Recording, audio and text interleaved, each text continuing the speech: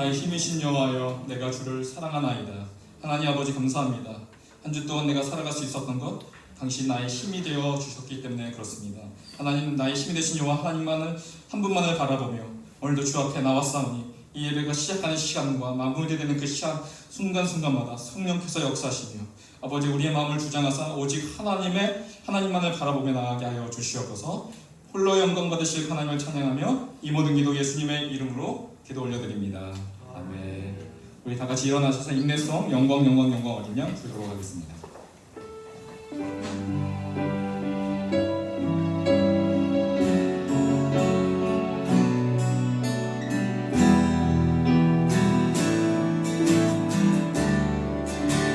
영광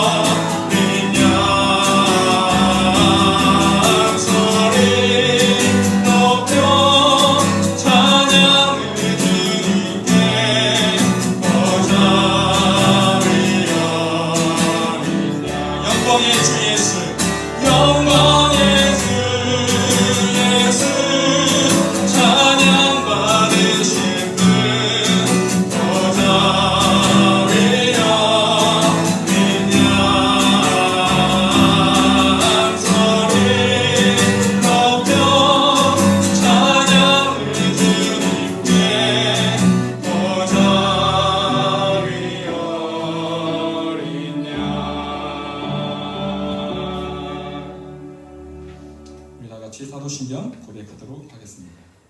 나는 전능하신 아버지 하나님, 천지의 창조주를 믿습니다. 나는 그의 유일하신 아들, 우리 주 예수 그리스도를 믿습니다. 그는 성령으로 잉태되어 동정녀 마리아에게서 나시고 본디오 빌라도에게 고난을 받아 십자가에 못 박혀 죽으시고 장사된 지 사흘 만에 죽은 자 가운데서 다시 살아나셨으며 하늘에 오르시어 전능하신 아버지 하나님 우편에 앉아 계시다가 거기로부터 살아있는 자와 죽은 자를 심판하러 오십니다. 나는 성령을 믿으며 거룩한 공교회와 성도의 교제와 죄를 용서받는 것과 몸의 부활과 영생을 믿습니다. 아멘. 우리 다 같이 앉아주십시오. 우리 교독문 38번, 10편 92편 우리 교독하도록 하겠습니다. 지존자여 시편금과 비파와 수금으로 여호와께 감사하며 주의 이름을 찬양하고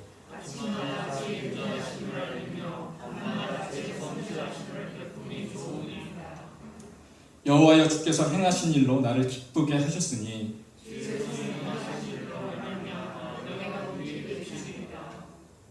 의인은 종려나무와 같이 번성하며 레바논의 백향목같이 성장하리로다.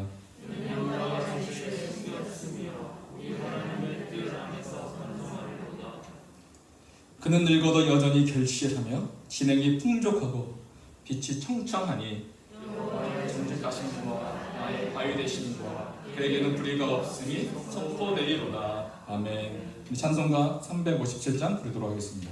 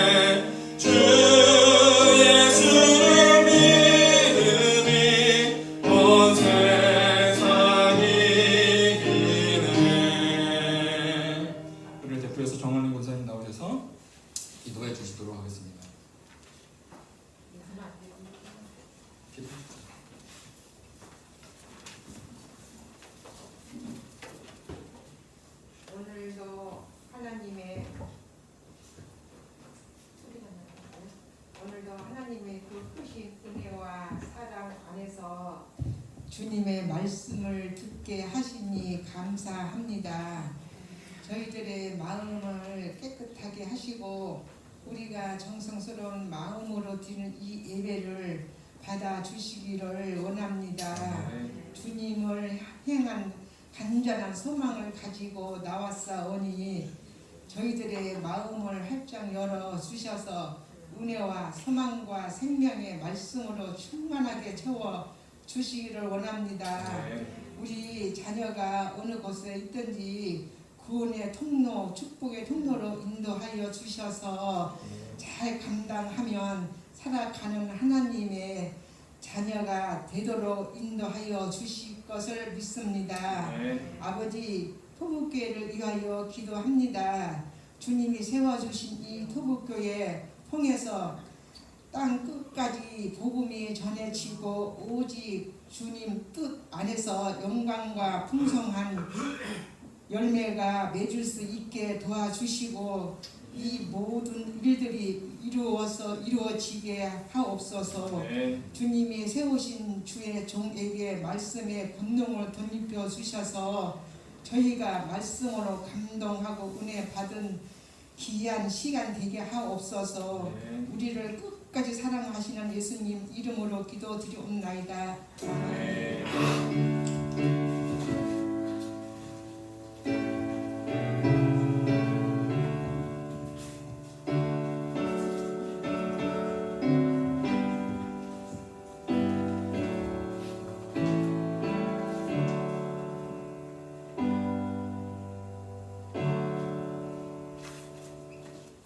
감사합니다.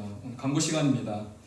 광고는요, 저번 달에 저희 설립 예배를 1년 반 만에 드리게 되었고요. 그래서 교단 승인이 나와서 이번 주에 제가 광명 세무서에 가서 고유번호를 받게 되었습니다. 그래서 그 고유번호를 가지고 드디어 저희 교회 이름을 풍전을 개설했거든요. 이 하나하나 일들이 저는 혼자서 길 가는 걸 기뻐가지고 와, 기뻐하다가 누가 나를 이상하게 쳐다보지 않을까 이렇게 돌아다녔는데 하나님이 하나하나 이렇게 이끌어가심에 감사하고 하나님을 찬양하는 시간이 되었습니다. 그리고 저번 주에 광고했는데 우리 부르키나파소 우리가 후원하고 있는 선교사님, 여자 선교사님 최하정 선교사님이 이제 돌아가셔서 저번 주에 장례가 은혜 가운데 마쳤습니다. 그래서 기도해 주셔서 감사하고요. 이 김철 선교사님이 10월 말쯤이나 이렇게 한국에 나오실 것 같습니다. 그래서 한번 초대해서 말씀 들어보는 시간 갖기를 원합니다. 저의 영적인 아버지거든요. 정말 복음으로 살아갈 수 있도록 저를 훈련시키고 이렇게 힘드셨던 분이신데, 그래서 저희가 좀 마음이 많이 아팠고 힘든 시간이었지만 그 모든 것을 또 하나님 손으로 바꾸실 것을 믿기에 하나님 또한 인도해 주실 줄 믿습니다. 특별한 광고는 없고요. 오늘 광고 시간 이걸로 마무리 짓고요. 특별히 저희 주보를 보시면 성경 읽기가 이제 맥체인 성경으로 하고 있습니다. 이 성경을 통해서 우리가 하루하루 하나님 말씀을 읽고 있는데 이 성경 본문을 가지고 제가 새벽 예배도 드리고 있습니다. 그러니까 주보 참조하셔서 성경 말씀 읽는 것 잘 하시고 이 말씀으로 또한 승리하며 살아가시기를 주의 이름으로 축복합니다. 헌금 시간 갖도록 하겠습니다.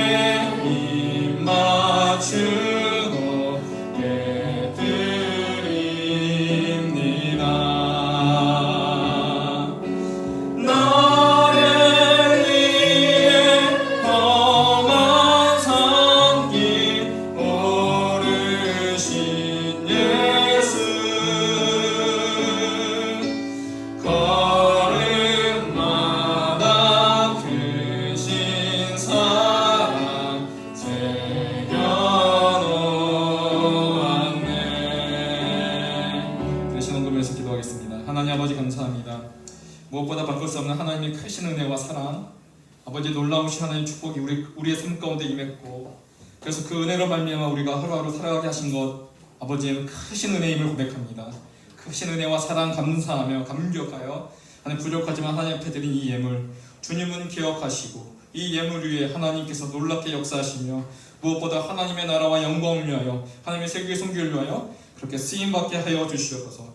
하나님 적은 손길이지만 그 손길을 통하여 드리는 게 한 사람 한 사람 하나님 기억하시며 저들의 인생을 통하여 하나님의 크신 영광 크신 은혜 경험하게 하여 주시옵소서.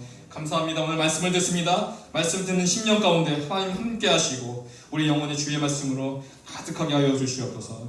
감사드리며 예수님의 이름으로 기도합니다. 아멘. 할렐루야. 오늘 말씀 보도록 하겠습니다. 사무엘상 6번째고요. 오늘 사무엘상 4장과 5장을 동시에 볼 텐데 제목이 홀로 일하시는 하나님이라는 제목을 가졌습니다. 근데 그 사무엘상을 볼 때 가장 중요한 단어가 한 가지가 있다고 했는데 제가 뭐라고 했죠? 기억이 나십니까?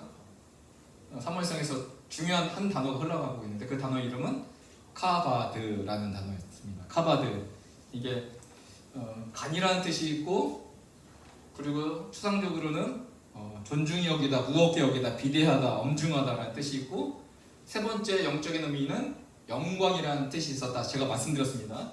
그것을 생각하고 오늘 사무엘상 6번째 보도록 하겠습니다. 우리 다 읽지는 못하고요. 1절, 2절 우리 다 같이 한 목소리로 읽도록 하겠습니다. 시작. 사무엘의 말이 온 이스라엘에 전파되니라. 이스라엘은 나가서 블레셋 사람들과 싸우려고 에베네셀 곁에 진치고 블레셋 사람들은 아벡에 진쳤더니 블레셋 사람들이 이스라엘에 대하여 전열을 벌이니라. 그들이 싸우다가 이스라엘의 블레셋 사람들 앞에서 패하여 그들에게 전쟁에서 죽임을 당한 군사가 4,000명 가량이라. 아멘. 오늘 이 4장인데 3장에 어떻게 끝났냐면 저번주에 3장의 끝남이 이렇게 시작됐습니다. 하나님이 이렇게 맹세하신 겁니다. 내가 엘리의 집에 대하여 맹세하겠다. 그 맹세가 뭐냐면 엘리의 집의 죄악은 그 자녀들의 죄악, 홈리와 비느하스, 그 엘리, 제물로나 예물로나 영원히 속죄함을 받지 못하리라 하였노라 하셨더라. 구원을 받았던 집에서 구원이 취소되는 일이 하나님이 맹세하신다는 거예요. 그러면서 이 엘리 집안은 이제 패하게 되고 반대로 사무엘을 세우시는데 사무엘의 자람의 여호와께서 그와 함께 계셔서 그의 말이 하나도 땅에 떨어지지 않게 하시니 단에서부터 브에셀까지 온 이스라엘 이 사무엘은 여호와의 선지자로 세우심을 입은 줄 알았다. 한 가정은 하나님이 패하시고 사무엘은 세우시는 이런 그 이야기로 사무엘상 3장이 마무리가 됩니다. 같은 시간, 같은 장소에 하나님이 이 두 가정을, 이 두 집안을 다르게 역사하시는 하나님의 반응을 보게 되는데 특별히 하나님이 엘리 집안을 맹세하시는데 제물로나, 그렇죠? 이 제물이 뭡니까? 동물로 피를 흘려서 속죄함을 받는 거잖아요. 그 피가 속죄함을 가져다 주지 못한다는 겁니다. 원래 가져다 줘야 되는데 속죄함을 받지 않겠다. 예물로 이 곡식들인데 동물의 피나 곡식들로나 영원히 속죄함을 받지 못하겠다 라고 이렇게 3장은 끝납니다. 그리고 나서 4장 1절이 시작되는데 이렇게 시작합니다. 사무엘의 말이 온 이스라엘에 전파되니라. 그런데 전쟁이 납니다.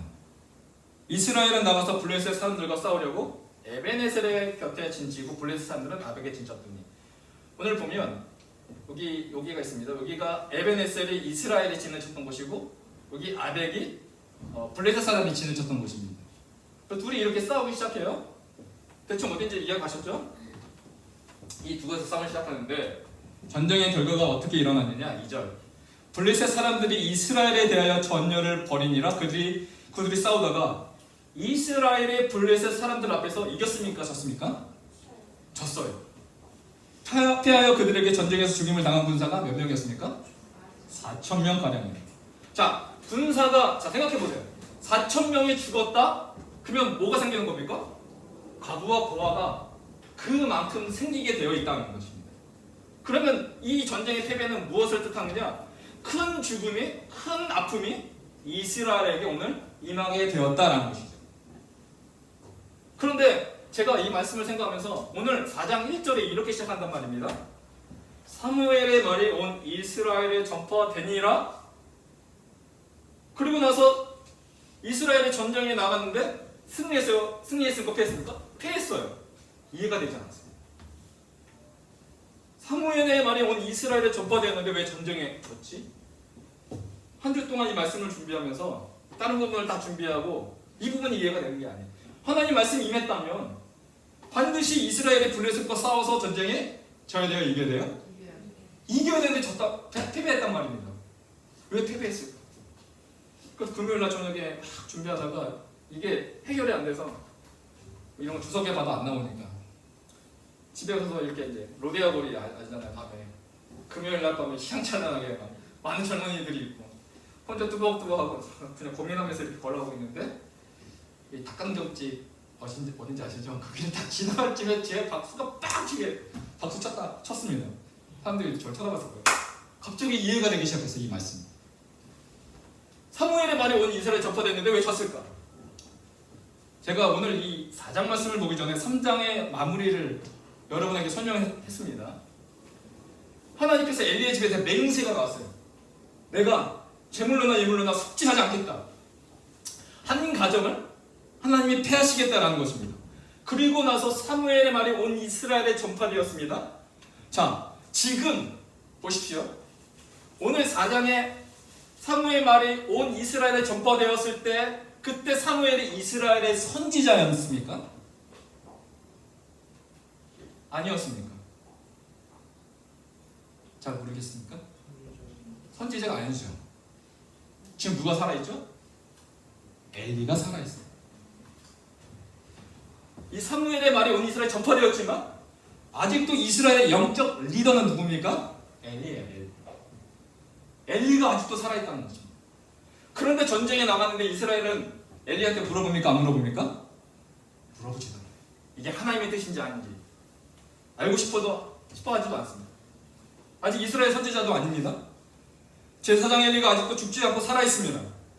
그런데 제사장 엘리는 이 전쟁에 대해서 어떠한 말도 어떠한 영향력도 행사하지 않고 있다는 것이 그게 큰 문제라는 것이죠. 그래서 그렇게 나갔던 전쟁의 가운데 죽임을 당한 군사가 4,000명가량 했습니다. 3절에 백성의 진영으로 돌아오며 이스라엘 장로들이 이르되 여호와께서 어찌하여 우리에게 오늘 블레셋 사람들 앞에 패하게 하셨는고. 이들이 전략 분석을 하기 시작해요. 왜 전쟁에 졌지? 전쟁에 졌으면 뭐 해야 되는데? 회개하고 가슴을 찢고 맞고 하나님 우리 전쟁에 졌습니까? 라고 해야 되는데 그렇게 하지 않아요. 원인 분석을 하기 시작합니다. 여러분 분석이 잘못되면 결과도 잘못되게 되어 있어요. 그들의 분석이 뭡니까? 3절 후반절에 보면 여호와의 언약궤를 실로에서 우리에게로 가져다가 우리 중에 있게 하여 그것으로 우리를 우리 원수들 손에서 구원하게 하자. 우리가 뭐가 없어서 전쟁에 졌다? 하나님의 법궤가 없어서 졌다. 그러니까 이번에 다시 나와 싸울 때는 뭐를 가져가자? 하나님의 법궤를 가져가자. 이스라엘 백성의 이게 판단이었어요. 하나님의 도움을 구해야 하는데 지금 어디다 도움을 구합니까? 법궤.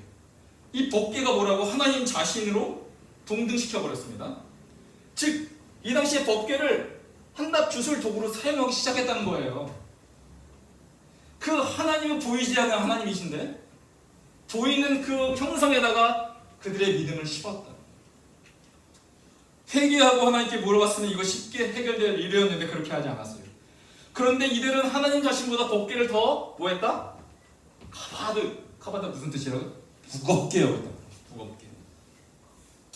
그러니까 잘못된 분석, 잘못된 행동을 한 그 이유가 무엇입니까? 저는 어디로부터 거슬러 올라가야 되냐면 엘리 제사장에게로부터 올라가야 된다. 그의 영적 무능함, 비대함. 그러니까 하나님이 이 엘리 제사장에 대해서 속죄함을 받지 못하리라. 한날에 너희 혼니와 비나스 두 아들이 죽을 것이다 라고 하나님이 예언을 하십니다. 즉 하나님이 이 엘리 제사장을 심판하기 위하여 하나님이 이 일을 하시는데 그들이 전쟁 가운데 그들을 죽이기로 하나님께서 맹세하시기 시작하신 것이다. 왜 전쟁에 졌을까? 저는 엘리 제사장의 죄악부터 봐야 된다고 생각했습니다. 그래서 여호와의 언약궤를 가져갔습니다. 이 엘리 제사장 하나님께서 맹세하셨습니다. 속죄함을 받지 못하리라. 그래서 엘리 가문을 심판하기 위한 하나님의 일하심으로 이스라엘 백성이 전쟁에서 실패하게 되었습니다. 근데 이들이 가지고 가자 했던 이 법궤의 세 가지 뭐가 있죠? 돌판이 있어요. 그렇죠? 다 아시는 내용이죠. 법궤 안에는 돌판이 있고 법궤 앞에는 뭐를 두라고 했냐면 만나와 아론의 지팡이를 두라고 했는데 이게 뭐라고 왜 이스라엘 백성은 하나님처럼 여겼을까? 그들이 잘못 이해했어요. 이 세 가지는 무엇입니까? 하나님의 십계명과 그 만나와 아론의 쌍난 지팡이는 무엇을 뜻하느냐? 이 세 가지는 인간의 철저한 실패를 보여주는 증거물이다라는 거예요. 자, 두 돌판 뭡니까? 뭘 뜻합니까? 인간의 우상숭배. 모세가 산에 올라가서 내려오지 않자 아론과 함께 이스라엘 백성은 금을 모아서 우상숭배를 하게 되죠. 그 실패의 원인을 보여주는 상징이 두 돌판이에요. 만나는 뭡니까? 인간의 탐욕. 더 먹고 마시고자 하는 그 인간의 탐욕을 보여주는 것이 만나이죠. 그리고 아론의 쌍난 지팡이 뭡니까? 반역의 표징으로 아론의 쌍난 지팡이. 이 세 가지는 뭐예요? 다 인간의 실패를 보여주는 거예요. 그런데 하나님이 이 세 가지를 법궤에 두라고 하신 이유가 뭡니까? 죄 지은 인생은 뭐 해야 된다? 회개해야 되는데 오늘 이스라엘 백성이 그 전쟁 가운데 실패해서 4천 명이 죽었다면 뭐 해야 되는데? 회개해야 되는데 회개하지 않고 분석하고 있었어요. 그런데 하나님은 죄 지은 인생 가운데 회개하면 하나님이 그래도 뭐 하신다? 용서하시고 만나주시겠다라는 뜻의 그 법궤인데 이들은 그것을 이해하지 못했어요. 그래서 이에 백성이 실로에 사람을 보내어 그룹 사이에 계신 만군의 여호와 언약궤를 거기서 가져왔고 엘리의 두 아들 홈니와 비나스는 하나님의 언약궤와 함께 거기에 있습니다. 그래서 그 전쟁에 나가서 어떻게 됐습니까? 철저하게 지죠. 그 결과가 10절. 블레셋 사람들이 쳤더니 이스라엘이 패하여 각기 장막으로 도망하였고 살육이 심히 커서 이스라엘 보병에 엎드러진 자가 몇 명이 되었을까 이제? 회개했으면 몇 명으로 끝날걸? 4천 명으로 끝날걸? 그들이 하나님 앞에 회개하지 않으므로 몇 명으로 늘어났습니까? 3만 명이 죽게 되었습니다. 그것뿐만 아니라 11절에 하나님의 궤는 빼앗겼고 엘리의 두 아들 홈니와 비나스는 뭐까지 당합니까? 죽임을 당하게 되었습니다. 이렇게 죽임을 당하고 나서 17절에 소식을 전하는 자가 대답하여 이르되 이스라엘의 블레셋 사람들 앞에서 도망하였고 백성 중에는 큰 살육이 있었고 당신의 두 아들 홈니와 비나스도 죽임을 당하였고 하나님의 궤는 빼앗겼나이다. 18절에 하나님의 궤를 말할 때 홈니와 비나스의 아버지 엘리 제사장이 엘리가 자기의 의자에서 뒤로 넘어져 문 곁에서 목이 부러져 죽었다. 자, 엘리는 어떤 사람이에요? 비대한 사람이에요. 뒤로 넘어지기도 쉽지 않은 건데 뒤로 넘어진 건 하나님이 하신 거죠. 죽었으니 나이가 많고 비대한 까닭이라. 이 비대한이 무슨 단어라고요? 가바안. 비대한 까닭이라 그가 이스라엘의 사사가 된 지 40년이 되었더라. 자, 오늘 하나님이 홈니와 비나스와 엘리를 죽이기 전에 하나님이 예언하셨어요. 앞으로 너희 가정 가운데 일어날 일을 예언하셨어요. 2장에 나옵니다. 하나님의 사람을 보냈어요. 하도 죄악이 크니까 하나님의 사람을 엘리한테 보냅니다. 하나님의 사람이 엘리에게 와서 그에게 이르되 뭐 하는 겁니까? 예언하는 겁니다. 예언.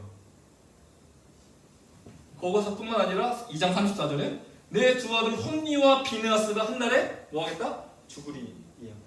예언은 누구만 할 수 있냐면 앞으로의 그 시간의 주권과 그 시간의 역사에 일어날 그 공간의 주권을 함께 이루실 수 있는 그 전능하신 하나님만이 하실 수 있는 것이 예언입니다. 그게 시간과 공간이 딱 맞아야 되는 거예요. 그러니까 오늘 4장 12절에 홈니와 비나스는 죽임을 당하였더라 하는 예언을 성취하십니다. 오늘 우리가 믿는 그 하나님은 놀라우신 하나님이시라는 거예요. 오늘 이사야서 41장 21절에 보니까 이렇게 말합니다. 나 여호와가 말하노니 너희가 믿는 우상들은 뭐하라고 하냐면 소송하기 위해서 뭐가 필요합니까? 뭐가 필요해요? 증거가 필요하죠. 야곱의 왕이 말하노니 너희는 확실한 증거를 보이라. 소송하라. 증거를 보이라. 근데 우상들은 보일 수 있습니까? 없습니까? 보일 수 없다는 거예요. 왜냐? 22절에 장차 당할 일을 예언이죠. 장차 당할 일을 우리에게 진술하라. 근데 우상은 진술할 수 있다 없다? 그냥 앞에 있는 그 한 주상이 말할 수가 없다는 거예요. 생명력이 없기 때문에. 또 이전 일을 어떠한 것도 알게 하라. 과거와 현재와 미래를 모든 우주를 다스리시는 하나님이 바로 그 일을 할 수 있는데 그 하나님마저 오늘 엘리를 버리셨다는 것이죠. 이렇게 해서 한 가정이 하나님의 예언을 통해서 마무리가 됩니다. 그리고 5장에 시작하는데 5장에 전에 블레셋과 7달 동안 전쟁하시는 하나님이신데 자 5장에 넘어가기 전에 4장의 상황을 보면 자 이스라엘은 지금 무슨 집입니까? 초상차입니다. 사람들이 울부심이 끊이지 않고 있습니다. 왜? 3만 명이나 죽었기 때문에 내가 한 집꼴로 한 집이 다 내가 사랑하는 사람이 다 죽었어요. 그리고 엘리 제사장도 죽었고 두 아들도 죽었어요. 영적 리더가 지금 부재에 빠졌습니다. 그리고 두 번 전쟁을 통해서 4,000명, 3만 명이 죽게 됩니다. 이제 어떻게 할 줄 모르고 두 손을 놓고 절망하고 있는 좌절하고 있는 상황이 오늘 4장의 상황인데 그런데 5장 같은 시간대에 5장의 상황은 어떤 상황이냐? 자 1절입니다. 5장 1절 블레셋 사람들이 하나님의 계를 빼앗아가지고 에벤에셀에서부터 어디로 가지고 왔습니까? 아스도. 다시 한번 기도를 볼게요. 여기서 싸웠습니다. 그래서 여기서 져서 하나님의 덮개를 어디로 갔습니까? 여기 아스도 밑으로 내려왔습니다. 오늘 그 아스도시라는 이 지명, 이 도시의 이름의 뜻이 뭐냐면 파괴자라는 뜻이에요. 그러니까 지금 블레셋 사람들이 위대하신 하나님을 우리가 뭐 했다? 파괴해서 아스도드로 가져온 거예요. 블레셋 사람들이 그 전쟁에서 이겨서 하나님의 계를 가지고 다곤의 신정에 들어가서 다곤 곁에 두었다. 여러분 다곤 신전이 어떻게 생긴지 아십니까? 보신 적 있으세요? 우리 그 IT 기독교 학교 학생들이 메타버스라고 요즘 많이 말을 하는데 현실 가상으로 이렇게 만들어 본 게 있어요. 이게 100% 똑같다라는 것은 아니지만 제가 한번 보여드리도록 하겠습니다. 다곤 신전.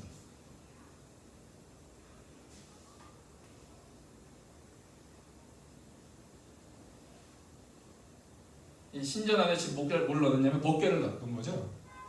목계 앞에 뒤에는 이제 꼭 이렇게 이 순서대로 놨다라는 것은 알 수는 없지만 이 다곤신이 이렇게 생겼습니다.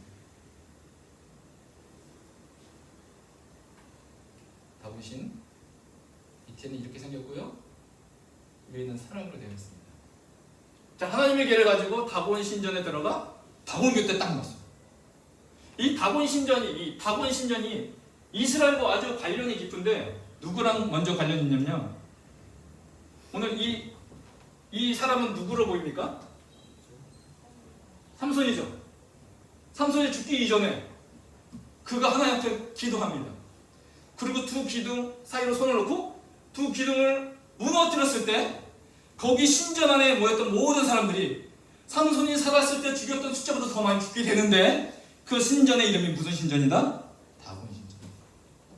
하나님은요 지금까지 계속 블레셋의 그 우상들을 패하고 계셨어요. 이때 패하셨는데 이때도 조금씩 살아남아서 지금까지 오늘날 또 이르게 되었던 것이죠. 이 다곤신이 이렇게 생겼습니다. 밑에는 물고기고 위에는 사람인데 오늘날 우리가 이걸 뭐라고 부르죠? 좋은 그 동화 이름 인어? 인어라고 부릅니까? 인어? 신이라고 부릅니까? 포장하죠? 인어? 공주. 인어공주의 원천이 어디까지 올라간다? 다곤신까지 올라갑니다. 오늘 우리가 저도 이걸 좋아하긴 하는데 이걸 좋아하는 많은 사람들 오늘날 젊은이들 특별히 이걸 좋아하는데 뭘 좋아합니까? 스타벅스. 이 뭐와 같이 생겼어요? 지금 가렸죠? 원래는 1992년 이전에 87년에 이렇게 생겼어요. 밑에는 뭐예요? 물고기. 사람, 위에는 사람. 근데 원래는 처음에는 1972년도에는 이렇게 적나라하게 이렇게 보여줬었죠. 오늘날 이 다곤신이 하나님은 무너뜨리고 계시지만 지금도 살아서 우리 시대 가운데 계속 이어져 오고 있다는 거죠. 우리도 모르게 그 다곤신과 함께 살아가고 있는 삶. 그런데 하나님 뭐 하신다? 그것을 오늘날 무너뜨리기를 원하신다. 오늘 사실은 블레셋 사람들이 다 하나님의 계를 처음에 온다는 것을 소식을 들었을 때 이렇게 말했습니다. 우리에게 화로다. 누가 우리를 이 능한 신들의 손에서 건지리오. 그들은 광야에서 여러 같이 재앙으로 애굽을 친 신들이니라 라고 했는데 오늘 전쟁에서 이겨버린 거예요. 그러니까 우리가 더 위대한 신이다 라고 해서 그들이 하나님을 존중히 여기지 않냐고 하나님 앞에 우상을 딱 다곤신 앞에 딱 놓은 거죠. 그때 제일 싫어했던 사람이 누구다? 다곤신이다. 그 다곤신이 하나님 복귀가 자기 앞에 오는 날 다곤신이 제일 깜짝 놀란 거죠. 아니 살아계신 하나님을 내 앞에 두다니. 근데 그 신은 우상 말할 수 있다 없다? 소송할 수 없고 변론할 수 없고. 그래서 하나님 다곤 곁에 두었는데 어떤 일이 일어나느냐, 이 아스도 다곤 신전에 놨는데, 자 3절, 아스도 사람들이 이튿날 일찍 일어나 본즉 다곤이 여호와 그의 앞에서 엎드려져 그 얼굴이 땅에 닿았는지라 그들이 다곤을 일으켜 다시 그 자리에 세웠다. 지금 어떤 일이 일어났습니까? 오늘 그 밤에 하나님이 어떤 일을 일으키셨냐면, 아스도 파괴자라는 그곳에서 하나님께서 홀로 그곳에 가셔서 아스도를 파괴하시는 하나님이십니다. 아무도 하나님이 이렇게 일할 줄 그 누구도 상상하지 못했습니다. 그리고 그 다음날 이튿날 아침에 그들이 일찍 일어나 본즉 다곤이 여호와 그의 앞에서 또다시 엎드려져 얼굴이 땅에 닿았고 그 머리와 두 손목이 끊어져 문지방에 있고 다곤의 몸뚱이만 남아 있더라. 오늘 그 머리와 이 손목이 어디까지 갔어요? 저기 문지방까지 갔다. 떼굴떼굴 굴러가서 저기까지 갔다. 이것이 자연적 현상으로 일어날 수 없는 건데 이게 누가 하신 것이다? 하나님이 하신 것밖에 우리는 생각할 수 없다는 것이죠. 자, 보겠습니다. 자, 오늘 이스라엘 상황은 어떤 상황입니까? 이스라엘 상황? 전쟁에서 10,000명이 죽었어요. 4,000명이 죽었고요. 30,000명이 죽었습니다. 그래서 이스라엘에 어떤 현상이 일어났느냐? 아마도 통곡과 절망만이 가득했던 상황이 오늘 이스라엘의 상황이었습니다. 그리고 법궤를 빼앗긴 충격과 패배감으로 가득했습니다. 그래서 그들은 말했습니다. 우리나라, 이 이스라엘과 우리 가정은 끝났다. 망했다. 절망 가운데 어떻게 할지도 모르는 그 상황 가운데 빠져 있을 그 시점에 우리 하나님은 동일한 그 이 시점 가운데 동일하게 뭘 하셨다? 하나님 홀로 일하셨다.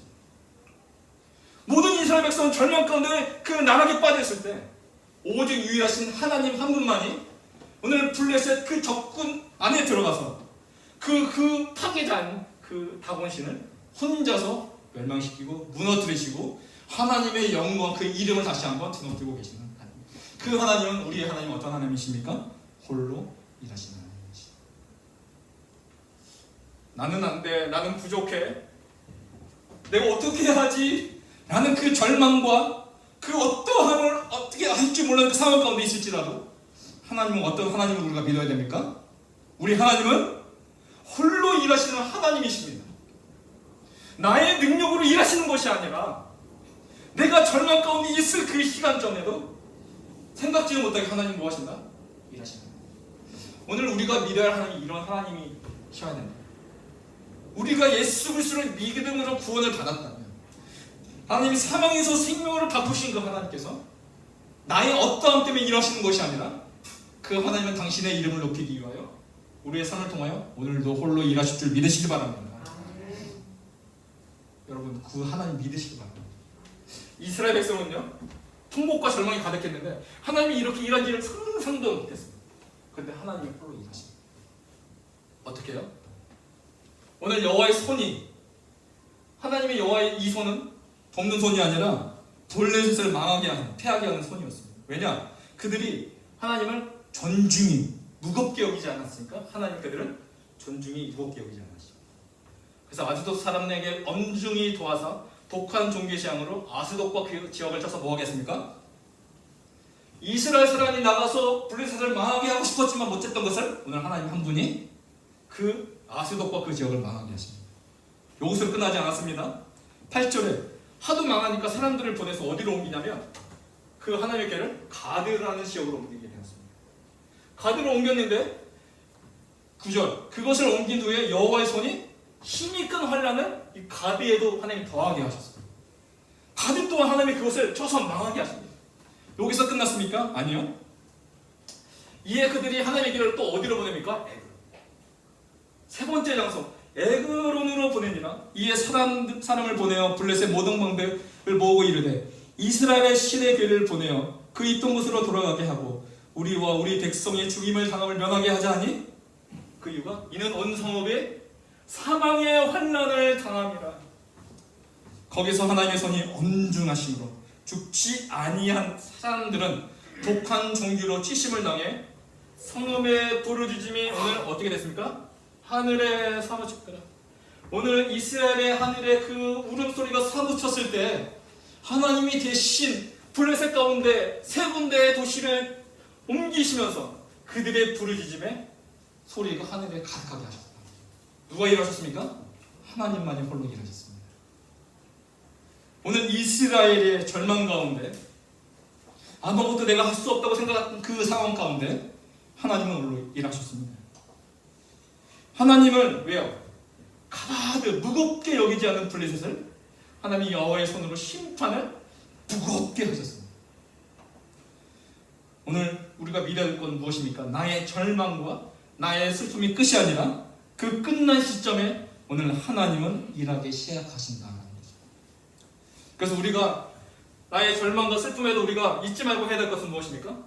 하나님을 무겁게 여기는 것, 하나님을 여호와는 경외하는 것, 그럼에도 불구하고 하나님을 찬양하는 것, 하박국 선지자가 그럼에도 불구하고 하나님을 예배했던 것, 그 예배의 시작전부터 하나님이 우리의 인생을 통하여 홀로 일하기 시작하십니다. 그래서 오늘 하나님을 나를 위하여 홀로 일하시는 그 하나님으로 믿어.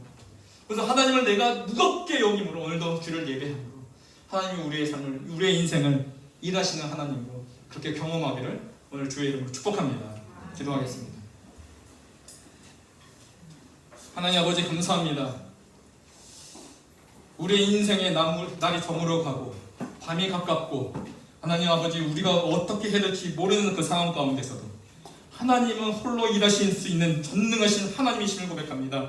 그 하나님을 성경책으로 만나는 것이 아니라 우리의 인생의 삶으로 경험하게 하여 주시옵소서. 감사드리며 예수님의 이름으로 기도합니다. 아멘. 오늘 말씀 생각하시면서요 찬양 한 곡 드리고 같이 기도하고 제가 축도로 마무리 짓도록 하겠습니다.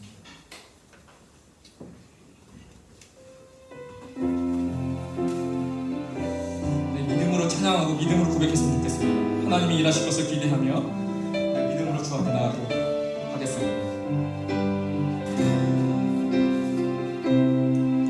날이 저물어갈 때 빈들에서 걸을 때 그때가 하나님의 때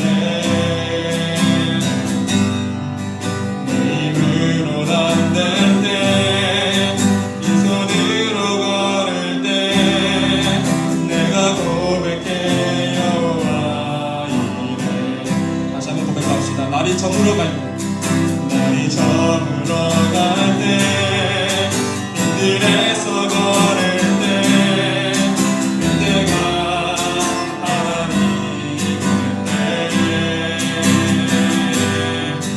내 힘으로 안 될 때 빈손으로 걸을 때 내가 고백해 여호와 이래. 고백합시다. 주가 일하시네. 주가 일하시네. 주가 일하시네. 주께 아끼지 않는 자에게 주가 일하시네. 주가 일하시네.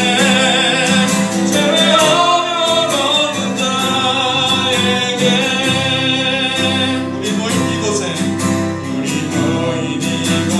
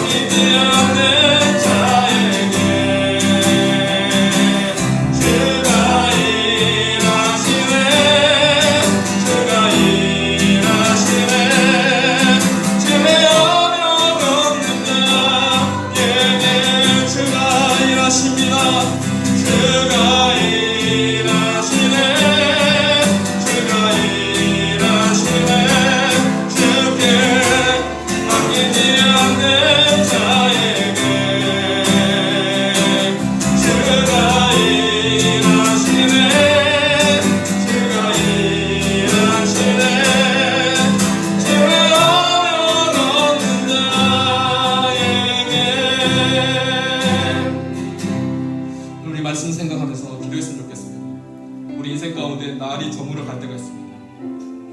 빈들에서 홀로 있는 것 같은, 광야에서 혼자 있는 것 같은, 아무것도 없는 그 인생의 삶 가운데 있을 때가 있습니다. 그때가 바로 하나님께서 홀로 역사하실 때입니다. 오늘 기도했으면 좋겠습니다. 하나님은 우리를 고아와 같이 내버려 두지 않는다고 말씀하셨는데, 하나님, 나의 연약한 그때 하나님이 일하실 줄 믿사오니 주여 하나님 우리의 인생 가운데 역사해 주셔서 홀로 일하여 주시고 구원하시고 인도하여 주시옵소서. 내가 그 하나님을 믿고 고백하오니 여호와 이레 되신 하나님이여 오늘도 나와 함께하여 주시옵소서. 간절하게 주여 한번 해주시면서 기도하도록 하겠습니다. 주여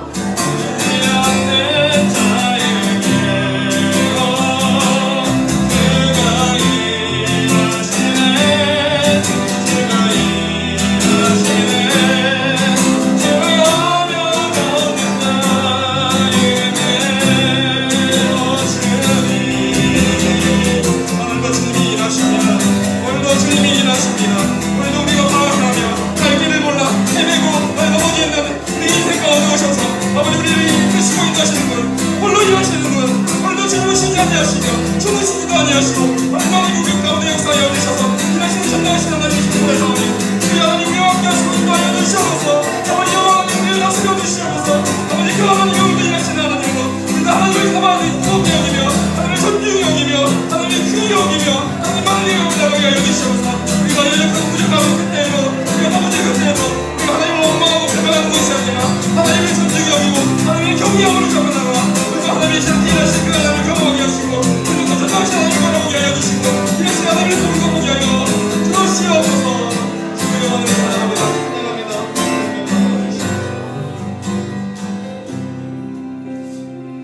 하나님 아버지 감사합니다. 정말 우리가 어찌할 바를 몰라 헤매고 있을 그때 하나님 우리의 목자가 되어주셨습니다. 우리가 죄악 가운데 있을 때 하나님은 하나님 독생자 예수를 이 땅 가운데 보내주시며까지 우리를 사랑해 주셨습니다. 하나님 오늘 2021년도 10월달 이 살아가는 이 땅 가운데 우리가 좌절하고 힘들고 어려울지라도 하나님은 또한 동일하게 우리를 홀로 내버려 두지 아니하시며 우리와 홀로 일하실 그 하나님을 내가 믿기에 오늘도 그 하나님을 선포하며 찬양해 싸우니 주여 오늘 이 시간 이 자리에 역사하여 주시고 오늘도 기도하며 주 앞에 나갔다가 심령마다 하나님 함께 하시며 아버지 위로하시고 역사하여 주시옵소서. 이제는 예수 그리스도의 은혜와 하나님의 무한하신 사랑하심과 성령님이 역사하고 통하시니 오늘도 홀로 일하신다고 고백했던 모든 머리머리 인생 위에 이제부터 영원토록 함께하기를 간절히 축원하옵나이다. 아멘.